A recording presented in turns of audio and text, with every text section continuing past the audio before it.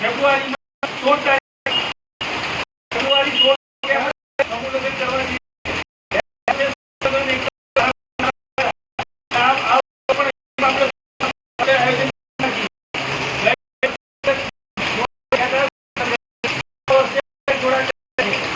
જે કોઈ કર્મચારી